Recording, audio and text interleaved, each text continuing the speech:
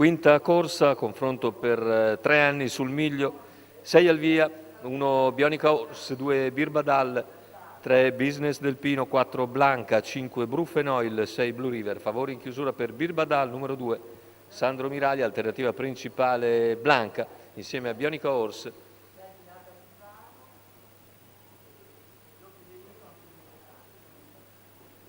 Macchina che accelera, stacca con Birbadal veloce, sbaglia invece Bionica Horse, in seconda posizione si sistema subito Blanca.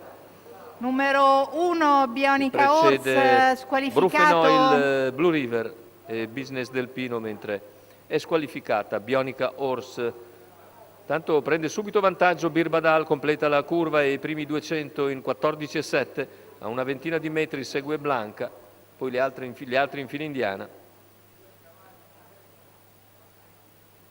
Birbadal in vantaggio dopo 350 metri, completa il quarto iniziale nell'ordine del 31, cerca di riavvicinarsi Blanca, seguita nell'azione da Bruffenoil, più indietro Blue River e quindi a chiudere Business del Pino, con il quintetto molto intervallato dopo 600 metri di gara, completati in 45,7, continua ad andare via sul piede dell'1,16 appena abbondante, Sandro Miraglia in sediolo a Birbadal, Blanca cerca di ridurre il gap dal leader.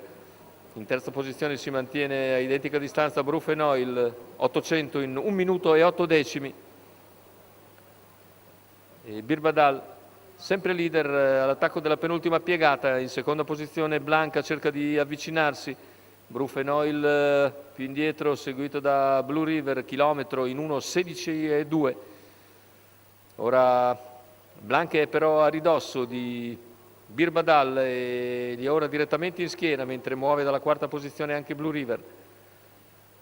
400 al traguardo, 1,31,4, i 3/4 di miglio. Blanca ha spostato, va decisa su Birbadal, più indietro Blue River, sopravanza Bruffenoil. Siamo sulla curva conclusiva, a metà della quale continua il duello fra Birbadal e Blanca, che sembra avere maggiori energie. Più indietro è Blue River, completamento della piegata, ingresso in retta d'arrivo. Birbadal prova a reagire, ma è passata Blanca a 100 dalla conclusione.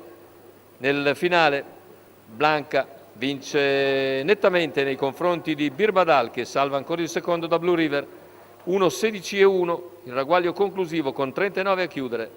La vittoria per Felice Facci in sediolo a Blanca.